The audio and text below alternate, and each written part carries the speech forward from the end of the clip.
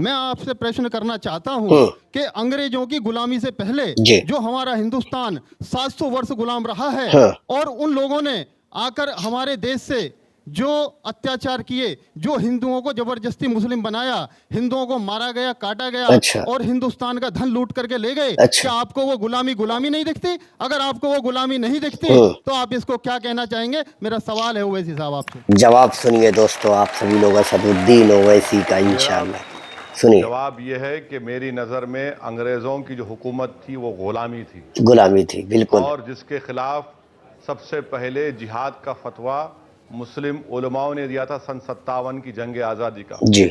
और मुस्लिम उलमाओं की फतवे की सियाही सूखने से पहले 1.5 लाख मुस्लिम उलमाओं ने अपनी जान की अजीम कुर्बानी दे दी, बेशक, और इस मुल्क को आज़ाद कराने के लिए बहुत बड़ा अदा किया। बिल्कुल। आपकी जो बात है वो आपकी सोच हो सकती है, जी। जो आरएसएस की बुनियादी सोच है, बिल्कुल। मैं उस सोच को नहीं मानता हूं। क्या सर, बात मेरा है। सवाल ओबीसी साहब से ये है हाँ। कि जब तक मैंने आपको सुना है, आपने केवल घुमा फिरा कर आपने मुसलमानों की ही बात की है। मैं आपसे जानना चाहता हूं, क्या आपकी राजनीति में राष्ट्रपति के रूप में या राष्ट्र नेता के रूप में ऐसे कोई 4 नेता हैं जिनके पद चिन्हों पर आप चलकर ये राजनीति करना चाहते हैं या देश की सेवा करना चाहते हैं? सुनिए दोस्तों, सुनिए। बाबा साहब अम्बेडकर को मैं महात्मा गांधी से बड़ा लीडर समझता हूं। क्या बात है, माशाल्लाह। अम्बेडकर बहुत बड़ा लीडर था हिंदुस्तान का, बिल्कुल, ये मेरा मानना है। बेशक। सर, मेरा नाम मोहम्मद जाहिद है। मैं आपसे ये पूछना चाहता हूँ कि जितने आजकल के नौजवान लड़के हैं, जी। उन्हें नौकरियाँ क्यों नहीं मिल रही हैं? हम्म। वो बहुत बेरोज़गार हैं। मैं 3 बार अप्लाई कर चुका हूँ नौकरी के लिए। हर बार मेरे को अंदर बुलाया जाता है और मेरे से पूछा जाता है कि आपका नाम क्या है। मैं जब भी नाम बताता हूँ अपना मोहम्मद जाहिद, उसके बाद मेरे को वहाँ से वापस कर दिया जाता है। अरे बाप रे।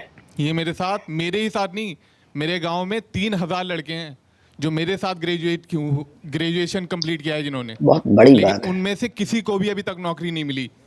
सबके सब अपना ही बिजनेस करते हैं और कुछ नहीं करते। आप कहां तक पढ़े हुए जाहिद? आप जी, कहां तक पढ़े हुए हैं? बीकॉम फाइनल हूँ मैं। मैं अभी इसी प्रोग्राम में इसीलिए तो कह रहा था कि मुसलमानों को रिजर्वेशन मिलना जरूरी है।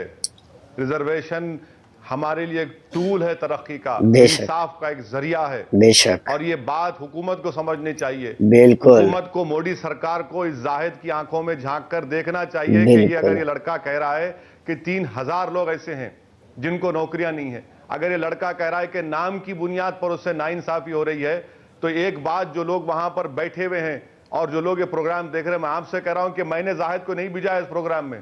कभी इसकी भी तो जज्बात को समझिए। बिल्कुल। असदुद्दीन ओवैसी बुरा हो सकता है, ठीक है, मैं बुरा हूं, मगर क्या ये जाहिद की उम्मीदें नहीं है? क्या ये जाहिद के एस्पिरेशन नहीं है? क्या जाहिद के ख्वाब पूरे नहीं होंगे? क्या जाहिद के अच्छे दिन नहीं आएंगे? तो डिस्क्रिमिनेशन अगर नहीं हो रहा है तो बताइए क्या है? अगर नाम की बुनियाद पर नौकरी नहीं मिलती है तो फिर सरकार क्या कर रही है? किस नाम की सरकार है ये? ओवैसी जी, मैं अल्पना हूँ, मैं एक टीचर हूँ। मैं जाहिद की बात से बहुत टच्ड हूँ कि जैसे उनको लगता है कि उनके नाम के बिहाफ पे उनको जॉब नहीं मिलती है। ओवैसी जी, मेरा ये मानना है एज अ टीचर, मैं एक टीचर हूँ, मेरा ये मानना है कि जो काबिल बच्चे हैं उनको रिजर्वेशन मिलना चाहिए, ना कि हिंदू, ना मुस्लिम, ना जाट, ना किसी को। मेरे हिसाब से जो लोग भी काबिल हैं सिर्फ उनके लिए रिजर्वेशन होना चाहिए। जवाब सुनिएगा असदुद्दीन ओवैसी का। आपकी बात मैं एक्सेप्ट करता हूं, मगर इसके लिए आपको इंडिया के कॉन्स्टिट्यूशन को अमेंड करना पड़ेगा। अमेंडमेंट करना पड़ेगा। आर्टिकल 15 और 16 को अमेंड करना पड़ेगा। बिल्कुल। हम बेसिक स्ट्रक्चर ऑफ कॉन्स्टिट्यूशन को टच नहीं कर सकते। मोदी साहब, सवाल आज आपसे खूब हुए। अब जाते जाते अगर आप कुछ कहना चाहते हैं नरेंद्र मोदी प्रधानमंत्री से, इस सरकार से, तो कहिए। सर, मैं एक अपोजिशन में हूँ गवर्नमेंट की, और इंशाल्लाह ताला अपोजिशन करते रहूंगा, गवर्नमेंट की कमजोरियों को और गलतियों को एक्सपोज करता रहूंगा। क्या बात है। मैं सिर्फ यही कहना चाहूंगा कि हुकूमत आई जॉब्स के नाम पर। जी बिल्कुल। आपने बीफ बैन के नाम पर 5 लाख महाराष्ट्र के दलित और मुसलमानों को बेरोजगार कर दिया। बेशक कर दिया। खुदा के लिए उनको बेरोजगार होने से बचा लीजिए, तबाह होने से बचा लीजिए। क्या बात है मेरे भाई, मेरे दोस्तों, आपने सुना असदुद्दीन ओवैसी को। ये वीडियो, ये इंटरव्यू जानते हैं कब का है? 10 साल पुराना है दोस्तों। 10 साल पहले भी असदुद्दीन ओवैसी का अंदाज और आज के वक्त में भी आप देखिए 2026 है, असदुद्दीन ओवैसी का जो जज्बा है अल्हम्दुलिल्लाह, क्या जबान है अल्हम्दुलिल्लाह, क्या क्या तेजी है उनकी जबान में अल्हम्दुलिल्लाह। मेरे भाई मेरे दोस्तों, उस वक्त भी असदुद्दीन ओवैसी से सवालात होते थे, इंटरव्यूज होते थे, बुलाए जाते थे, और आज के वक्त में भी वही इज्जत असदुद्दीन ओवैसी को मिल रही है। ये ताकत, ये इज्जत देने वाला कौन है? कौन है मेरे भाई? इसमें कोई संदेह नहीं है, नो डाउट रब्बुल आलमीन है। अल्हम्दुलिल्लाह, अल्लाह है ये इज्जत देने वाला और कोई नहीं है। असदुद्दीन ओवैसी एक लीडर ही नहीं, बल्कि आज के वक्त में करोड़ों लोग इनसे मोहब्बत कर रहे हैं, बल्कि बेपनाह मोहब्बत करते हैं। ये ताकत, ये जोश असदुद्दीन ओवैसी को जो मिल रहा है वो आवाम से मिल रहा है, और ये आवाम लॉयल है असदुद्दीन ओवैसी से। मेरे भाई मेरे दोस्तों, मैं आपको असदुद्दीन ओवैसी के ऐसे ही बेहतर और बेहतर इंटरव्यूज, वीडियो, स्पीचेस दिखाता हूँ।